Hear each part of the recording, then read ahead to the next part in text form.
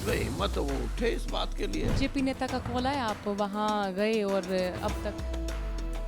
किस बात का कॉल आएगा मेरे को? पहला सवाल यही कि बीजेपी के तमाम नेताओं का अगर हम जिक्र करें तो वो अभी तक नहीं पहुंचे। पहलवान उन्हें इनवाइट भी कर रहे हैं, विपक्ष के नेता वहां पर पहुंचे हैं। आप वहां पर पहुंचे, किसी बीजेपी नेता की कोई प्रतिक्रिया आई और ये आपके लिए क्या नुकसानदेह साबित हो सकता है वहां जाना? देखिए, बात यह है कि इसको आप एक राजनीतिक दृष्टिकोण से मत देखो।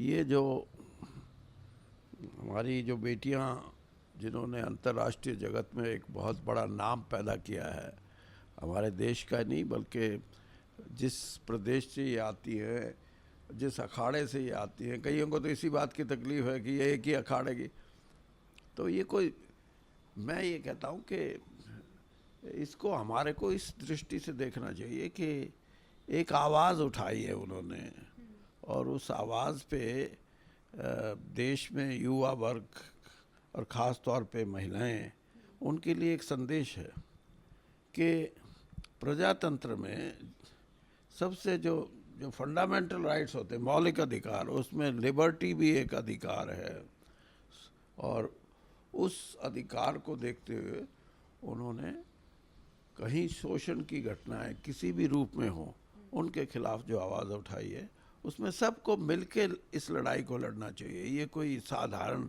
सिर्फ पहलवानों की बात नहीं है। तो किसी बीजेपी नेता का कॉल आया, आप वहाँ गए और अब तक? नहीं, किस बात का कॉल आएगा मेरे को? क्योंकि पार्टी का समर्थन तो नहीं है। पार्टी की बात मैं आपको शुरू में ही ये बात कही है कि पार्टी से ऊपर उठ के बात है ये। इसमें कोई बीजेपी, कांग्रेस या सीपीआई, सीपीएम या कोई राष्ट्रीय दल या कोई क्षेत्रीय दल की बात नहीं है।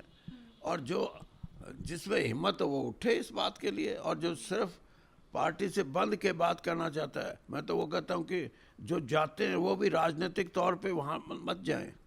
राजनीति का मतलब इस मुद्दे पे ये राष्ट्रीय और अंतर्राष्ट्रीय जगत में एक ऐसा मुद्दा है जिसके लिए सदियों से आवाज़ उठती रही है। और इन लड़कियों का मैं ये कहूँ कि इस बात के लिए मैं इनका प्रशंसक हूँ कि इन्होंने एक बहुत ही मौलिक मुद्दे को उठाया है और उसमें मैं ये समझता हूँ कि मैंने तो अपनी तरफ से ये कहा भी है कि मैं पूर्ण रूप से उनकी जो भावनाएं हैं उनको देखते हुए और जिस लड़ाई को वो लड़ रही है उसमें पूरा सहयोग देंगे हम। लोकतांत्रिक तौर पर देखें तो एफआईआर दर्ज हो चुकी है, ब्रजभूषण शरण सिंह पर कोई किसी तरह की कार्रवाई अभी तक हुई नहीं है, तो क्या ये भी एक लोकतंत्र के लिए हम खतरा माने कि एक व्यक्ति बाहुबली हैं, वो सांसद हैं, उनके पास ताकत है, सत्ता है, रसूख है? देखिए, सामाजिक जो हमारा ताना बाना है उसमें समाज का दृष्टिकोण, और समाज अगर इकट्ठा होके चले तो कोई जिन विशेष शब्दों का आपने उच्चारण किया है, बाहुबली है, तगड़ा है, इनका कोई अर्थ नहीं होता। और अगर है तो ऐसे मुद्दों पे लोग हमेशा सही को सही और गलत को गलत कहने की शक्ति रखेंगे, तो ऐसे इन शब्दों का फिर कोई अभिप्राय नहीं होता, कोई मतलब नहीं रह जाता। लेकिन कल्चरल तौर पर अगर देखें तो लोग भी इन चीज़ों को मान लेते हैं, लोग भी इन्हीं शब्दों को बोलना शुरू कर देते हैं। नहीं, मैंने बताया ना आपको कि ये शब्द कोई शब्द तो बनाते हैं लोग। अब शब्द कोई ऊपर से तो आता नहीं कि परमात्मा से कोई शब्द आए। हमारे अपने जीवन में जो जिन शब्दों का इस्तेमाल करते हैं उनका सही इस्तेमाल करें तो लोग कहेंगे ये बड़ा शब्दों का चयन इसका बहुत अच्छा होता है और बड़ी शालीनता से बात करता है। शब्दों को अगर हम गलत तरीके से बोलेंगे तो कहेंगे ये तो गालियाँ देता है।